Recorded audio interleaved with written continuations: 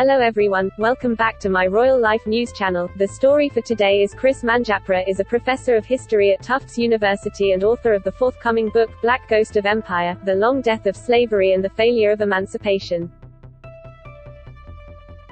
Last month, William and Kate, Duke and Duchess of Cambridge, toured the Caribbean to celebrate the Queen's Platinum Jubilee of 70 years on the throne.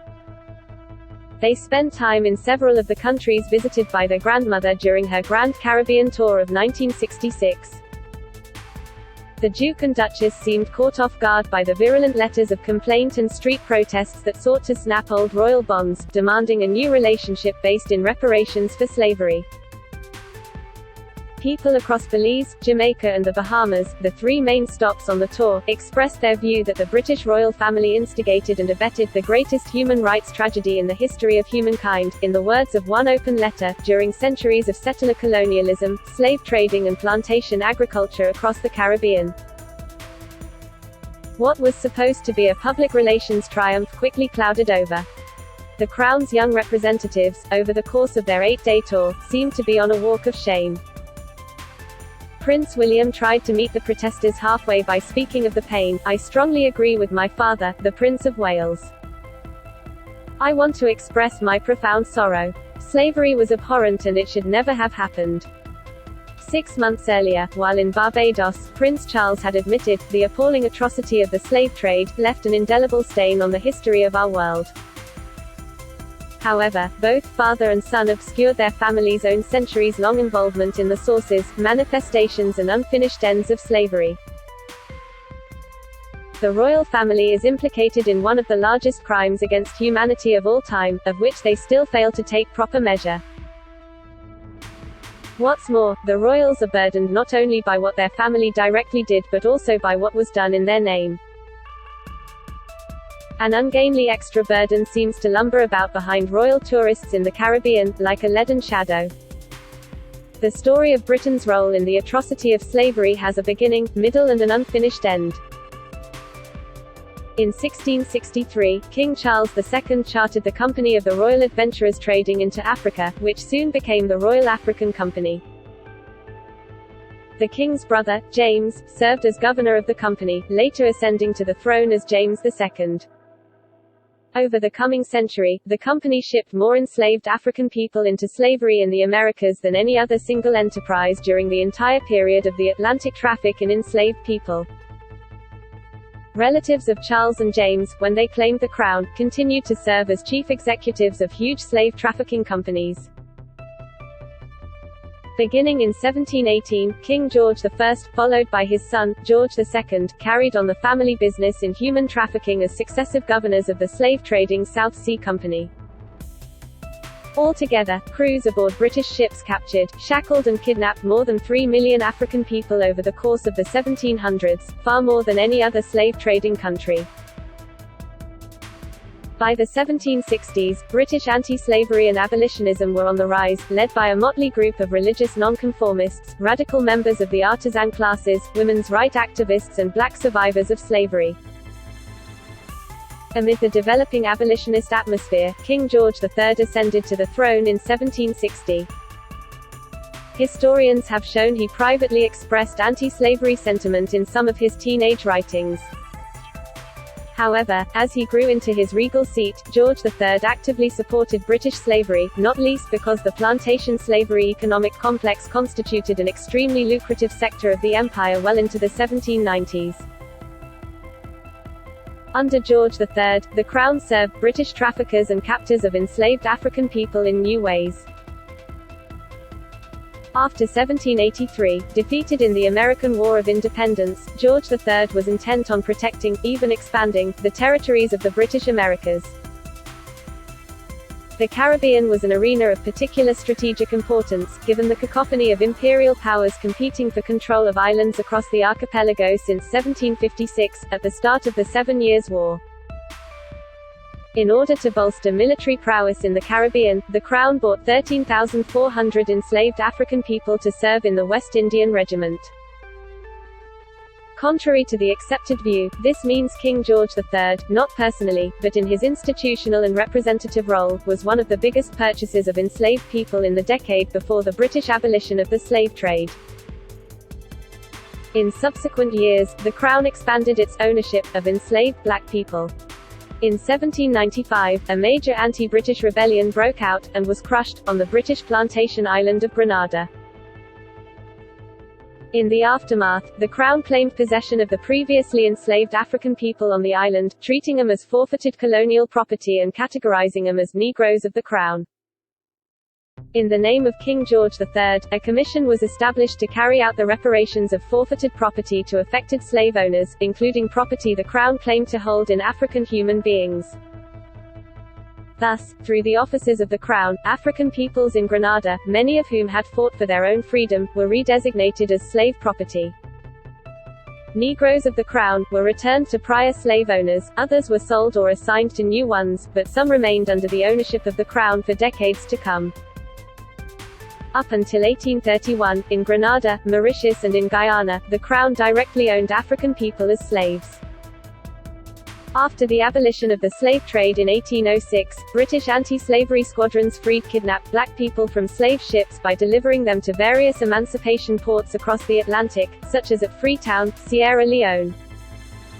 These freed African people were often subsequently put into apprenticeship, which meant a return to slavery-like conditions for up to 14 additional years. Some of the African apprentices were purchased by the Crown. These apprentices could be forced to serve in British regiments, or in public works gangs assigned to building fortifications and roads, or to other kinds of urban labor. Although nominally free, they were effectively held in conditions that replicated slavery.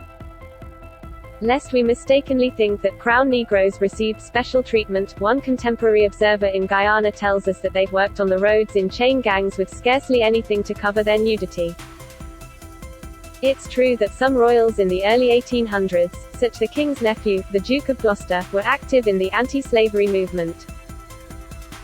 Yet, over and over again, throughout Britain's abolition era, the Crown, both as a family and as an institution, helped continue African bondage after its nominal end. William, Duke of Clarence, a son of George III, was the first member of the royal family to visit the Caribbean during his military service, where he marinated in the moral torpor of plantation elites. By the late 1790s, he arose as a vocal leader of the pro-slavery lobby in London. He was accompanied in his advocacy for the slave owners by 6 of his brothers. The Duke of Clarence became King William IV in 1830. In 1833, when the British Parliament issued a post-dated check for the abolition of slavery, which finally ended only in 1838, it came with most favourable terms for the slave owners. Some £20 million, more than £300 billion, or $493 billion, in today's money, if calculated as a proportion of GNP, would be paid as cash reparations to Britain's slave owners for the loss of their right to enslave people. In addition, a group of 100 magistrates would be sent to the Caribbean colonies, in the name of His Majesty, in order to oversee the black population as they awaited their final emancipation. Captive African Caribbean people were directed to obediently continue serving the slave owners for 4 additional years on the nasty and brutish plantation estates. Those who resisted were remanded to workhouses, and subjected to severe punishment. On June 28, 1838, Queen Victoria was coronated. Just 1 month later, the final emancipation of the enslaved took place across the colonies. In advance of Emancipation Day, August 1, 1838, the following proclamation was promulgated in Jamaica and intended to be heard and heeded by the more than 300,000 African people still in bondage in the colony. It is incumbent on all the inhabitants of this our island to testify their grateful sense of this divine favor. The proclamation continued, "We do hereby call upon all classes within this our said island to observe the said day of August next with the same reverence and respect which is observed on the Sabbath. God save the Queen." Having paid millions of pounds of reparations to British slave owners, emancipation was presented to the enslaved in the name of the teenaged Queen. Colonial authorities expected the freed African people, young and old alike, to gratify her with their obedience, prayers and thanksgiving. In fact, in the name of Queen Victoria, the undemocratic bondage of black people across the Caribbean would continue for generations.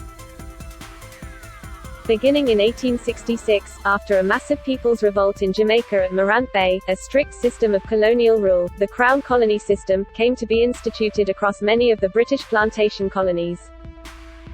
Now, in the name of the Queen, the first and second generations of freed people found themselves even farther removed from the franchise.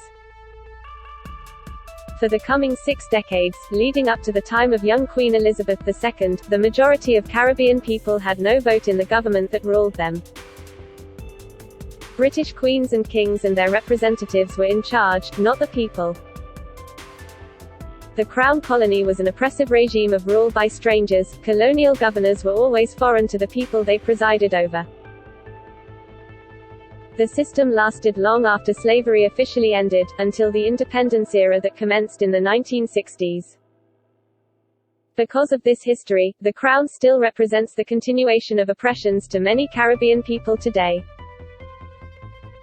As Queen Elizabeth began her official duties in the 1950s, the British government was preparing to beat a hasty retreat from the Caribbean, following the guidelines of the Moyne Commission report. Published in 1945, at the end of the Second World War, as Caribbean labor movements and nationalist movements reached a boiling point, the report laid out a roadmap for British disengagement.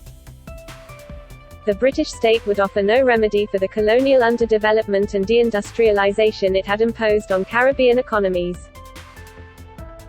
In addition, the Crown undermined Caribbean demands for self-determination and for labor rights, the foundations of people's democracy.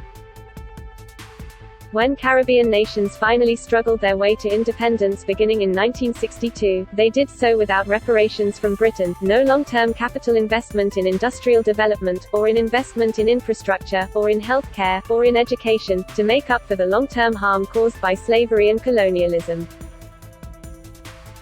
A 1966 film documenting the Queen's royal tour of the Caribbean, and produced by the British Colonial Office in its last year of existence, sets into relief the irony of the royals' current-day overtures in the Caribbean.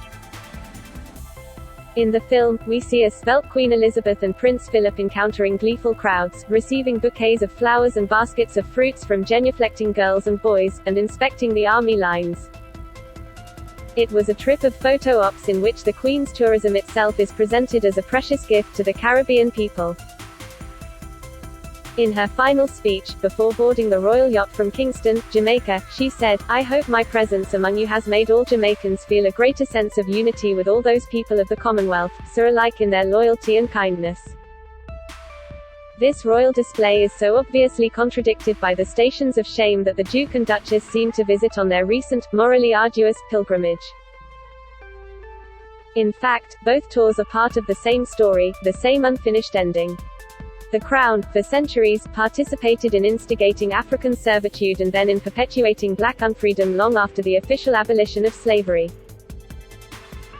The Crown left behind a mess in the Caribbean, deciding to depart on the cheap and on false pretenses. It refused to bear the responsibility for the historical and social harm it caused. This is why, when Prince William spoke of his sorrow last week, it seemed to fall flat. Sorrow is a response to pain. Remorse, on the other hand, is the proper response by responsible parties to the acknowledgement of harms they have caused. Remorse serves to repair relationships, including international relationships, by clearing the air and locating the bedrock of truthfulness on which to rebuild trust. The Caribbean people wanted to see, and still hope to see, actions born of royal remorse for the generational harm committed by the royal family and in the name of the Crown. This is the core of the Caribbean reparations movement. We can hope that the royal family will renounce the passive voice when speaking of British slavery and own up to their burden of history by engaging in reparations discussions.